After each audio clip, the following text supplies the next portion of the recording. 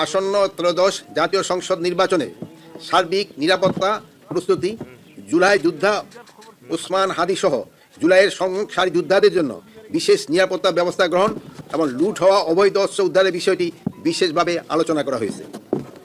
স্বরাষ্ট্র মন্ত্রণালয় সহ বর্তমান অন্তর্বর্তী সরকার জুলাই গণ অভ্যুত্থানে সম্মুখ সারি যোদ্ধা ওসমান হাদির উপর হামলার ঘটনায় গভীর দুঃখ প্রকাশ করেছে। এই বিষয়টিকে সরকার সর্বোচ্চ গুরুত্ব দিয়ে দেখছে। অনতিবিলম্বে এই ঘটনার সঙ্গে জড়িতদের গ্রেপ্তারের জন্য আইন শৃঙ্খলা বাহিনীকে নির্দেশ দেওয়া হয়েছে।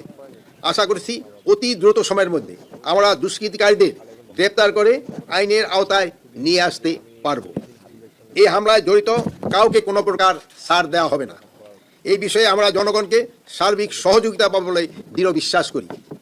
ওসমান হাদির উপর আক্রমণের ঘটনা আসন্ন জাতীয় সংসদ নির্বাচনকে বাধাগ্রস্ত করার অপপ্রয়াস বলে আমরা মনে করি। জাতীয় সংসদ নির্বাচনকে বাধাগ্রস্ত বা বানচাল করার যে কোনো ধরনের অপচেষ্টা অন্তর্বর্তী সরকার কঠোর হস্তে দমন করবে।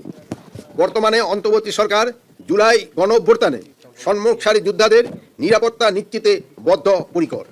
সরকারের পক্ষ থেকে তাদের জন্য বিশেষ নিরাপত্তা ব্যবস্থা গ্রহণ করা হয়েছে। এই লাইনটা আমি আবারও বলতেছি, বর্তমান অন্তর্বর্তী সরকার জুলাই গণ অভ্যুত্থানে সম্মুখ সারি যোদ্ধাদের নিরাপত্তা নিশ্চিতে বদ্ধপরিকর। সরকারের পক্ষ থেকে তাদের জন্য বিশেষ নিরাপত্তার ব্যবস্থা গ্রহণ করা হচ্ছে। লুট হওয়া ও অবৈধ অস্ত্র উদ্ধারে আইন শৃঙ্খলা বাহিনীর অভিযান চলমান রয়েছে। এটিকে আরও জোরদার ও বেগবান করার জন্য ফ্যাসিস্ট টেরোরিস্টে দমনের উদ্দেশ্যে কমিটি অপারেশন ডেভিল হান ফেজ 2 অবিলম্বে চালু করার সিদ্ধান্ত গ্রহণ করা হয়েছে।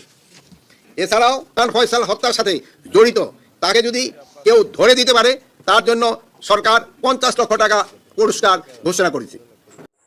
দেশের রাজনৈতিক আপডেট তথ্য পেতে চ্যানেলটি সাবস্ক্রাইব করবেন এবং ভিডিওটি ভালো লাগলে একটি লাইক দিয়ে আপনার মূল্যবান মতামত জানাতে ভুলবেন না।